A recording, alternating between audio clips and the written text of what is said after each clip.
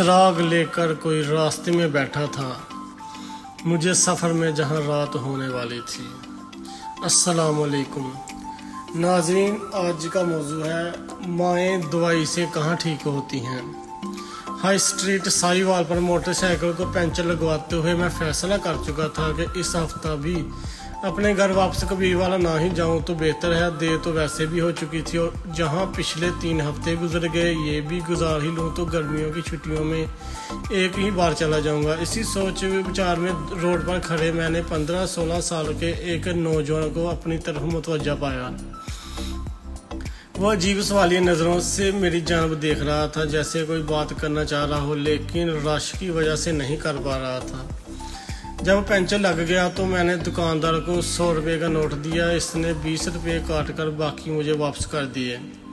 میں motor cycle پر سوار ہو کر یوں ہی واپس شہر کی طرف مڑنے لگا تو وہ لڑکا جلدی سے میرے پاس آ کر کہنے لگا، بھائی جان میں گھر سے مزدوری کرنے آیا تھا، آج دہاڑی نہیں لگی، آپ مجھے واپسی کا 20 روپے کرایہ دے دیں۔ میں ایک اچتی سی نظر اس پر ڈالی۔ سادہ سا لباس تھا، ماتھے پر تیل سے چپکے ہوئے بال اور پاؤں میں سیمنٹ بھرا جوتا۔ مجھے وہ سچا آدمی لگا۔ میں نے 20 روپے نکال کر اس کے ہاتھ پر رکھ دیے۔ وہ شکریہ ادا کر کے چلنے لگا تو نہ جانے میرے دل میں کیا خیال آیا۔ میں نے کہا، سنو تمہاری دہاڑی کتنی ہے؟ اس کے جواب دینے سے پہلے ہی میں نے باقی کے 60 روپے بھی اس کی طرف بہا دیے۔ وہ ہچکچاتے ہوئے پیچھے ہٹا اور کہنے لگا، نہیں بھائی جان، میرا گھر منڈالی شریف میں ہے، میں پیدل بھی جا سکتا تھا لیکن کل سے ماں جی کی طبیعت ٹھیک نہیں اور اوپر سے دہاڑی بھی نہیں لگی۔ سوچا آج جلدی جا کر ماں جی کی خدمت کر لوں گا۔ میں نے کہا، اچھا یہ پیسے لے لو، ماں جی کے لیے دوائی لے جانا۔ وہ کہنے لگا، دوائی تو میں کل ہی لے گیا تھا، آج میں سارا دن ماں جی کے پاس رہوں گا تو وہ خود ہی ٹھیک ہو جائیں گی۔ مائیں دوائیوں سے کہاں ٹھیک ہوتی ہیں بابو جی؟ میں نے حیران ہو کر پوچھا، تمہارا نام کیا ہے؟ اتنے میں اس کی بس بھی آ گئی۔ وہ بس کی گیٹ میں لپک کر چڑھ گیا اور میری طرف مسکراتے ہوئے زور سے بولا، گلو۔ گلو کی بس چل پڑی لیکن گلو کے واپسی کیے ہوئے 60 روپے میری ہتھیلی پر پڑے ہوئے تھے اور میں ہائی اسٹریٹ کے رش میں خود کو ایک دم بہت اکیلا محسوس کرنے لگا۔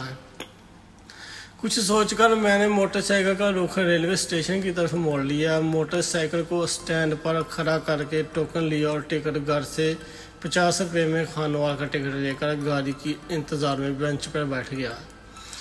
کب گاڑی آئے، کیسے میں سوار ہوا، کچھ خبر نہیں۔ کھانے والا اسٹیشن پر اتر کے فاٹک سے کبیر والا کی وین پر سوار ہوا۔ آخری بچے ہوئے 10 روپے کرایہ دیے کر جب شام ڈلے اپنے گھر کے دروازے سے اندر داخل ہوا تو سامنے صحن میں چارپائی پر امی جان سر پر کپڑا باندھے نیم دراز تھیں۔